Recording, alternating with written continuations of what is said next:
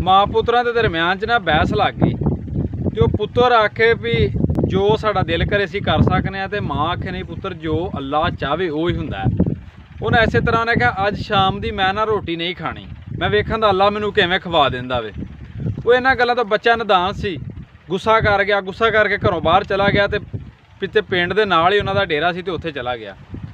हुण माँ सी, माँ जिहड़ी ममता जिहड़ी ये नहीं रह सकती, नहीं वेख सकती कि मेरा पुत्र भुखा वे, जाके भुखा डेरे सौ गया। माँ ने इंज कीता हलवा पकाया खुशबू वाला, अच्छी विच लाचियां गिरियां बादाम पा के ना ते ओहदे कोल रख दिता जाके भी ये जाग आए दी ना ते खुशबू आए दी, ते उठ के मेरा पुत्र खा लेदा, भुखा ना रहे मेरा पुत्र। किते चोरां ने सोचिया सी उस पिंड नूं रात लुट्टण दा, ते उवें आ गए उधरों। ਜਦੋਂ ਆਣ ਕੇ ਉੱਥੇ ਲੁੱਕ ਗਏ ਨਾ ਤੇ ਉਹਨਾਂ ਨੂੰ ਖੁਸ਼ਬੂ ਆਈ, ਉਹਨਾਂ ਆਖਿਆ ਲੈ ਵੀ ਇੱਥੋਂ ਤੇ ਕਿਤੋਂ ਖਾਣ ਪੀਣ ਦੇ ਸ਼ਾਮਾਂ ਦੇ ਖੁਸ਼ਬੂ ਆ ਰਹੀ ਏ।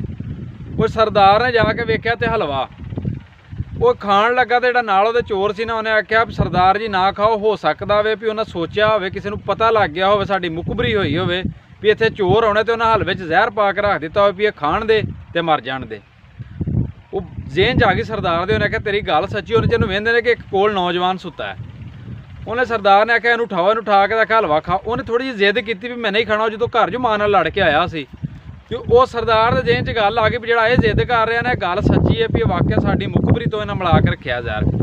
ਉਹ ਤੇ ਗੰਨ ਤਾਂ ਲਈ ਉਹਨੂੰ ਜ਼ਬਰਦਸਤੀ ਉਹਨੇ ਆਖਿਆ ਖਾ, ਉਹਨੂੰ ਸਾਰਾ ਖਵਾਤਾ ਹਲਵਾ ਖਵਾ ਕੇ। ਤੇ ਉਹਨੇ ਸੋਚਿਆ ਵੀ ਹੁਣ ਮੁਖਬਰੀ ਸਾਡੀ ਹੋਈ, ਅੱਗੇ ਜਿਹੜਾ ਹਲਵਾ ਰੱਖਿਆ ਗਿਆ ਸੀ ਹੁਣ ਬੰਦਾ ਵੀ ਮਰ ਜਾਣਾ ਤੇ ਅਸੀਂ ਪਿੰਡ ਨਾ ਲੁੱਟੀਏ, ਅਸਾਂ ਵਾਪਸ ਚਲੇ ਜਾਈਏ।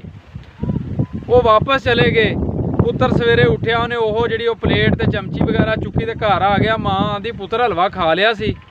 उन्हें आख्या माँ तू सच्ची है, जो अल्लाह चाहता ना वही हुंदा वे, इंसान दे चाहण नाल कुछ नहीं हुंदा।